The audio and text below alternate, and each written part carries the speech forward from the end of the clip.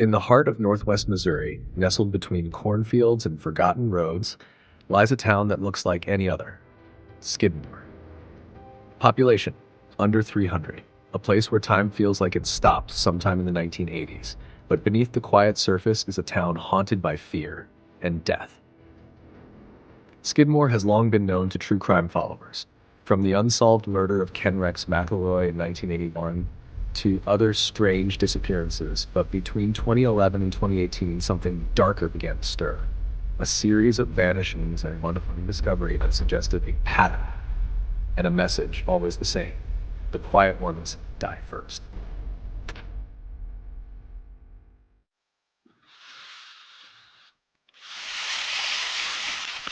October 3rd, 2011. Angela McMillan, 34, librarian, introvert, and well-liked by the few who truly knew her, was seen leaving the Skidmore Public Library at 6:05 p.m. Her walk home was barely 15 minutes, the kind of distance people don't think twice about. But that night, Angela vanished.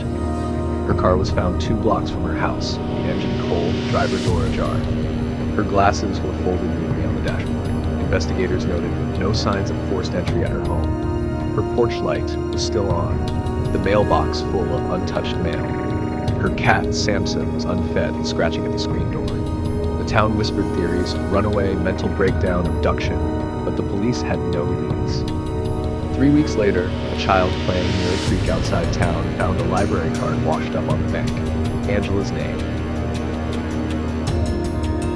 On the back, scribbled in red ink, "The quiet ones die first." The handwriting didn't match Angela's.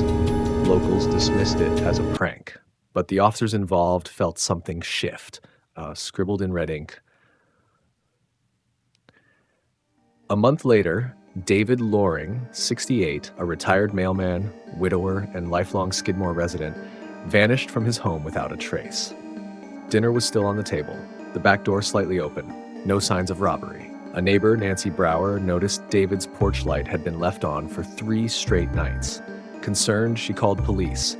Inside, they found his radio still playing local news. A steaming cup of tea had long gone cold. Investigators found something in his bathroom medicine cabinet. A handwritten note, scotch taped to the mirror. "The quiet ones die first." The note was written on the back of a bank envelope. Analysis showed no prints, no DNA. One strange detail, David's answering machine had a single new message. No voice, just the sound of heavy breathing and a clock ticking. It wasn't static. It was like someone holding the phone right up to an old wall clock. Just ticking. Tick, tick, tick. David was never found.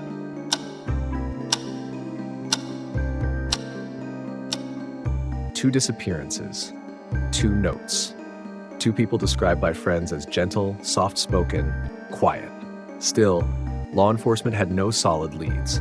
The FBI was contacted, but the case lacked jurisdiction for direct involvement. Rumors spread of a cult, of an underground network, of someone taking revenge on people who faded into the background. Former Deputy Randall Crowe, now retired, wasn't buying the random theory. You get 1 disappearance? Tragic. 2? A coincidence. But 3, all introverts, all loners, all with the same note, that's a pattern. Crowe started digging through Skidmore's archives.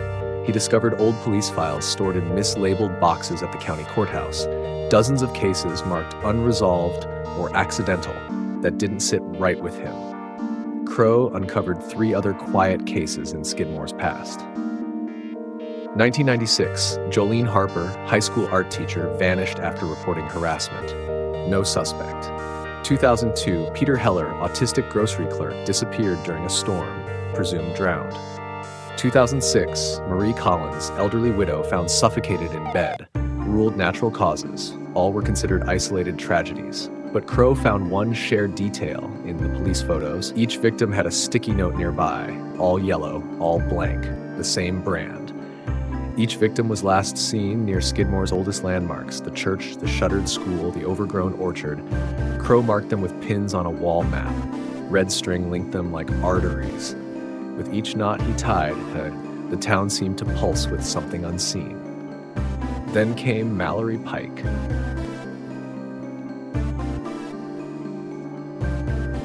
Mallory was 22, waitress, shy, lived with her mother. On September 9th, 2017, she left work at 1 a.m. She never came home.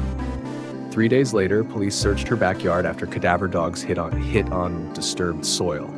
They unearthed Mallory's body, wrapped in a blue tarp, her hands folded neatly across her chest. Her eyes had been sewn shut. Tucked into the heel of her boot, the same message. The quiet ones die first. Toxicology showed sedation, no bruises, no signs of a struggle, like she was taken in her sleep. Her mother said Mallory had complained of feeling watched. She'd seen footprints in the backyard, heard noises at night. Police never investigated those calls. Earlier, Crow arrived before the coroner. It was the tarp that struck him. Faded blue. Military grade. He remembered one person in town who owned dozens of those. Voyeurism. When Kwesi motion and go. Eli Harmon. A recluse. Lived in a collapsing farmhouse 12 miles from town. Long criminal record, stalking, trespassing, voyeurism. When questioned years ago, Eli had smiled and said, "People tell you everything, if you're quiet enough." Crow dug through hunting zone trail cams and found the evidence no one else did. Eli's rusted 1974 pickup truck, dented hood, missing headlight, had been captured on camera near every disappearance site. Hours before or after, never during. He brought it to the sheriff. The DA, no warrant, no body, no arrest. They said it wasn't enough. Crow nearly screamed, "He's circling them." Watching before he moves, always from the edge, never too close. Still, nothing. A week later, Eli's farmhouse was engulfed in flames. No calls. No alarms. When the fire brigade arrived, it was ash and silence.